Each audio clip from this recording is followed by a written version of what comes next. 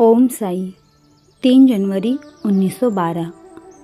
मुझे सुबह उठने में थोड़ी देर हुई। ऐसा लगता है कि वह आलस्य की लहर सी थी।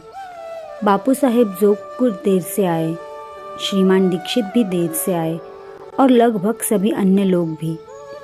अपनी प्रार्थना पूर्ण करने के बाद मैं मस्जिद में गया, किंतु साई महाराज ने मुझे कहा कि अंदर आए बिना उदी ले लो।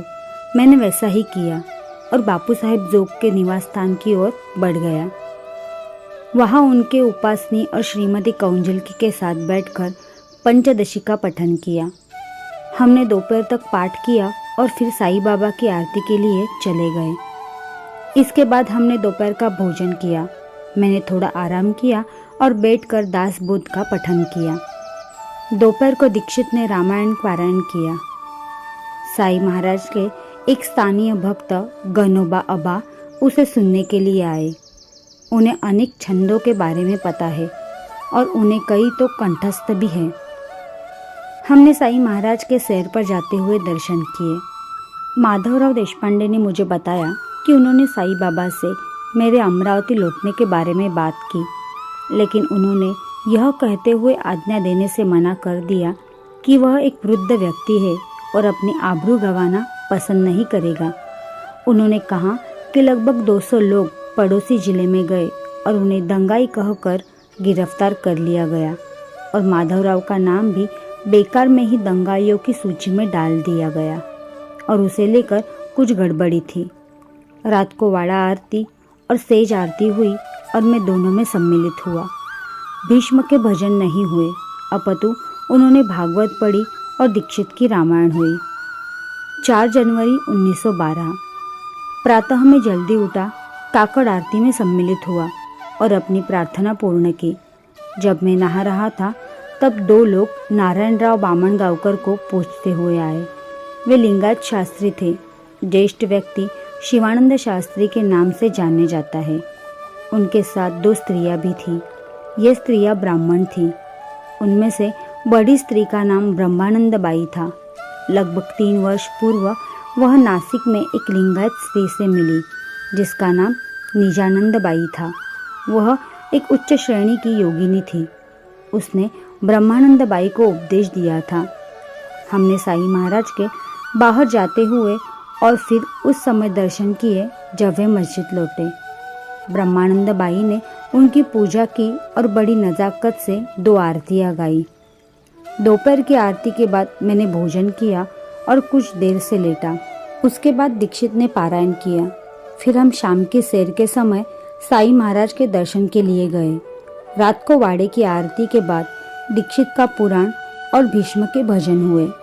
दोनों स्त्रियों ब्रह्मानंद बाई और उनकी साथी ने अति सुंदर भजन गाए और हमने भजनों का बहुत आनंद लिया।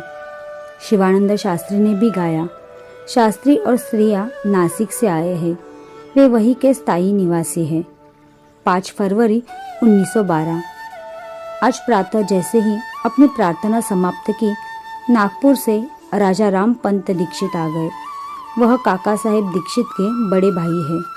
वह साईं बाबा से मिलने गए। मैं अपनी पाठ की संगत में सम्मिलित हुआ, जिसमें हमने पंचदशी का और अमृतानुभाव के पद का पठन बापू साहेब जोग, उपासनी शास्त्री, शिवानंद शास्त्री, ब्रह्मानंद बाई और अन्य लोगों के साथ किया। हमने साईं साहेब के दर्शन बाहर जाते हुए किए और उस समय किए जब वे मस्जिद वापस लौटे। वे मेरे प्रति अत्यंत कृपालु थे। उन्होंने कुछ शब्द कहे और जब आरती के बाद सब लोग विदा हो रहे थे तब मेरा नाम लेकर मुझे बुलाया और कहा कि मुझे आलस से त्याग कर सब स्त्रियों और बच्चों की देखभाल करनी चाहिए। श्रीमती लक्ष्मीबाई कौंजलकी को एक रोटी का टुकड़ा दिया गया और कहा गया कि वह उसे जाकर राधा कृष्ण बाई के साथ खाए। यह एक महाप्रसाद ऐश्वर्य पानी के समान था। वह अब से हमेशा सुखी रहेगी। मैंने शिवानंद शास्त्री, ब्रह्मानंद बाई और उनके साथ के सभी लोगों को हमारे साथ भोजन करने के लिए आमंत्रित किया। उसके पश्चात मैं कुछ क्षणों के लिए लेटा। दीक्षित ने रामायण पढ़ी और उसके बाद हम साईं महाराज की शाम की सैर के समय उनके दर्शन के लिए गए। वाड़े की आरती के पश्चात रात को सेज आरती हुई। ब्रह्मानंद बाई ने अति सुंदर तरीके से भजन गाए। यह कार्यक्रम आधी रात तक चला। मेरे जाने का विषय आज फिर खुला। उसके बारे में निर्णय कल होगा। 6 फरवरी 1912। मैं उठा और काकड़ आरती में सम्मिलित हुआ। माधवराव देशपांडे ने कहा कि आज मुझे घर जाने की अनुमति मिल जाएगी, अतः मैं उनके और बामन गांवकर के साथ प्रातः लगभग 7:30 बजे साई साहेब के पास गया।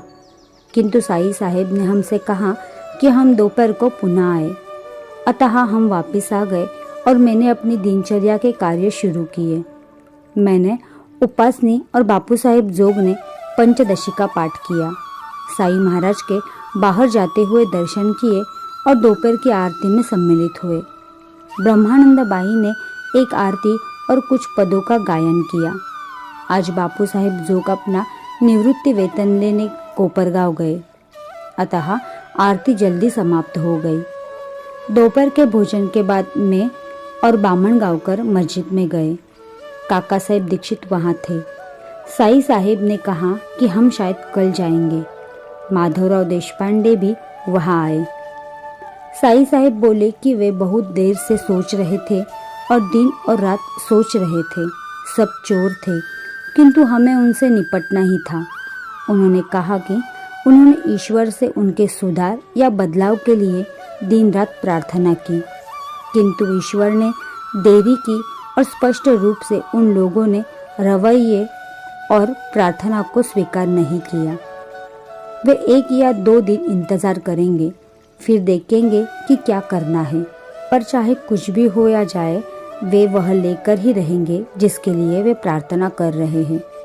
वे तेली या वणी के पास नहीं जाएंगे और कभी उनसे भीख नहीं मांगेंगे। लोग अच्छे और समर्पित भक्त नहीं है, वह मस्तिष्क से अस्थिर है आदि। उन्होंने आगे कहा कि कुछ मित्र एकत्रित होंगे और दैविक ज्ञान की चर्चा करेंगे और बैठकर ध्यान करेंगे।